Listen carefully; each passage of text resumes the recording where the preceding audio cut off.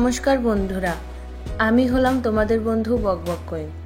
আজ আমি তোমাদের মিঠুন চক্রবর্তীর সম্বন্ধে বলবো, যিনি হলেন একজন খুবই জনপ্রিয় বাংলা চলচ্চিত্র ও হিন্দি চলচ্চিত্র অভিনেতা।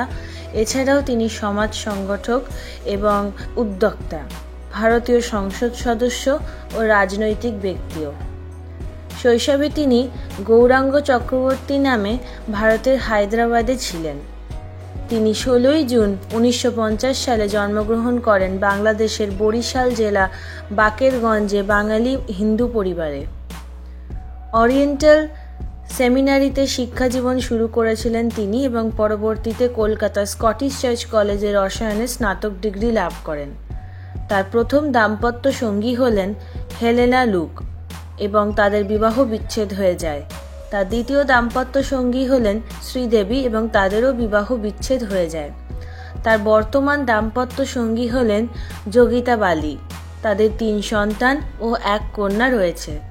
জ্যেষ্ঠ পুত্র মিমো চক্রবর্তী বলিউডের অভিনেতা। 2008 সালের জিমি চলচ্চিত্রের মাধ্যমে তার অভিষেক ঘটে।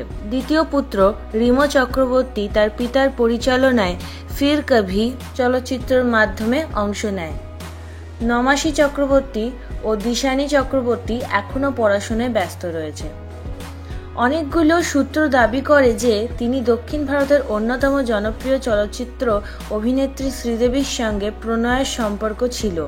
1986 থেকে 1987 সালের মধ্যে সম্পর্ক বজায় ছিল, যা শ্রীদেবী পরবর্তীতে সম্পর্ক ছেদ করেন। মিঠুন চক্রবর্তী রয়্যাল টাইগার্স দলের সহ স্বত্বাধিকারী ছিলেন।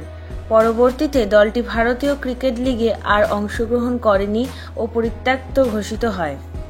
তিনি 300টিরও অধিক হিন্দি চলচ্চিত্রে অভিনয় করেছেন। এছাড়াও উল্লেখযোগ্য সংখ্যক বাংলা, পাঞ্জাবি, তেলেগু, ওড়িয়া, ভোজপুরি চলচ্চিত্রতেও অংশ নিয়েছেন। তিনি যেই সব পুরস্কারগুলি অর্জন করেন সেগুলি হল: 1976 সালে জাতীয় চলচ্চিত্র পুরস্কার মৃগয়া চলচ্চিত্রের জন্য সেরা অভিনেতা, 1990 সালে ফিল্মফেয়ার পুরস্কার অগ্নিপথ চলচ্চিত্রের জন্য সেরা সহ অভিনেতা, 1996 সালে জাতীয় চলচ্চিত্র পুরস্কার স্বামী বিবেকানন্দ চলচ্চিত্রের জন্য সেরা সহ অভিনেতা।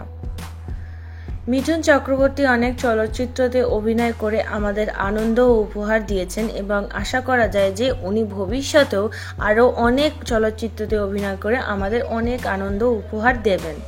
ধন্যবাদ বন্ধুরা এই ভিডিওটি দেখার জন্য। লাইক, শেয়ার, কমেন্ট এবং অবশ্যই সাবস্ক্রাইব করো।